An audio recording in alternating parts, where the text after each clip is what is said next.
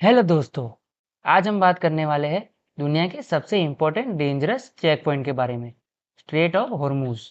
अगर मैं आपसे कहूँ कि दुनिया का 20% ऑयल सिर्फ इस छोटी सी जगह से गुजरता है, अगर वो जगह बंद हो जाए तो पेट्रोल 20 से 30 रुपए महंगा हो सकता है। तो क्या होगा?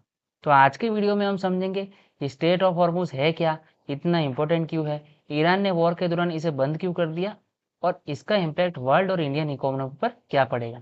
तो चलिए वीडियो को स्टार्ट करते हैं। तो सबसे पहले बेसिक समझ लेते हैं कि स्ट्रेट ऑफ हॉर्मूज है कहाँ। स्ट्रेट ऑफ हॉर्मूज एक नैरो पैसेज है, पर्शियन गल्फ को ओमान और अरेबियन सी से कनेक्ट करता है।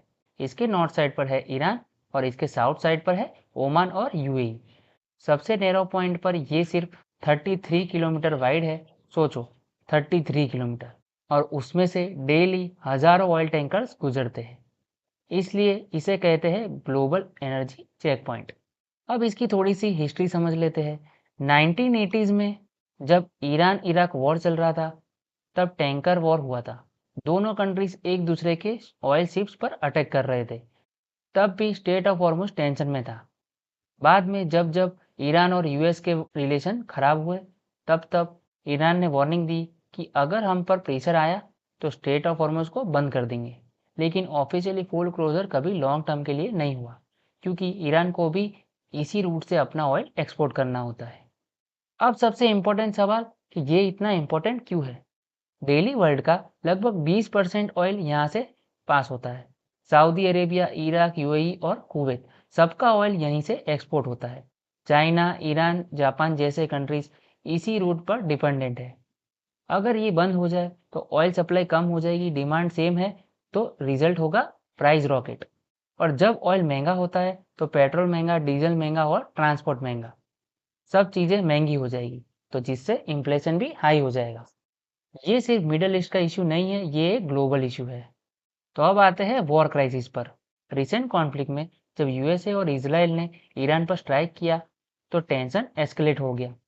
ईरान के रेवोल्यूशनरी गार्ड ने अनाउंस किया कि स्ट्रेट ऑफ हॉर्मुज को इफेक्टिवली बंद किया जाता है और जो भी शिप इसमें से पास होगा उस पर स्ट्रिक्ट एक्शन लिया जाएगा। इस न्यूज़ के बाद शिपिंग कंपनीज रुक गई, इंश्योरेंस कंपनी ने वॉर रिस्क को कवर करना बंद कर दिया, ऑयल प्राइसेस तुरंत स्पाइक कर गए और मार्केट पैनिक मोड में चला गया। अब सवाल ये आता है कि ईरान ऐसा क्यों कर रहा है। देखिए, ये उनका सबसे बड़ा स्ट्रेटेजिक वेपन है। ईरान के पास डायरेक्टली यूएस और इसराइल के कम्पीट करने के लिए मिलिट्री पावर नहीं है, लेकिन अगर वो स्ट्रेट ऑफ हॉर्मुज को बंद कर दे तो अमेरिका, यूरोप, एशिया सब प्रेशर में आ जाएंगे। ये बेसिकली एक बार्गेनिंग चिप है। मैसेज क्या होता है? अगर हम पर अटैक करोगे तो दुनिया की एनर्जी सप्लाई डिस्टर्ब कर देंगे, लेकिन रिस्क भी है, क्योंकि ईरान का खुद का ऑयल एक्सपोर्ट भी रुक जाएगा। अगर स्ट्रेट प्रोलॉन्ग टाइम के लिए बंद रहेगा तो क्या होगा? 100 से $120 पर बैरल जा सकता है, ग्लोबल इन्फ्लेशन बढ़ सकता है, स्टॉक मार्केट गिर सकता है, शिपिंग कॉस्ट डबल हो सकती है, ग्लोबल रिसेशन का रिस्क भी आ जाएगा। इंडिया पे इसका इम्पैक्ट देखें तो इंडिया अपना 80% ऑयल इंपोर्ट करता है। अगर ऑयल महंगा हुआ तो रुपीज़ प्रेशर में आ जाएगा और पेट्रोल डीजल महंगा हो जाएगा। चाइना और यूरोप भी हैवीली अफेक्टेड होंगे। ये एक रीजनल कॉन्फ्लिक्ट को ग्लोबल इकोनॉमिक क्राइसिस बना सकता है। तो दोस्तों, स्ट्रेट ऑफ हॉर्मुज एक सी रूट नहीं है, ये दुनिया की एनर्जी लाइफलाइन है। ईरान जब भी प्रेशर में आता है ये ऑप्शन यूज करता है, अ स्ट्रेटेजिक लेवरेज। लेकिन अगर ये कॉन्फ्लिक्ट और एस्केलेट हुआ तो इसका इम्पैक्ट हर आम आदमी की जिंदगी पर पड़ सकता है।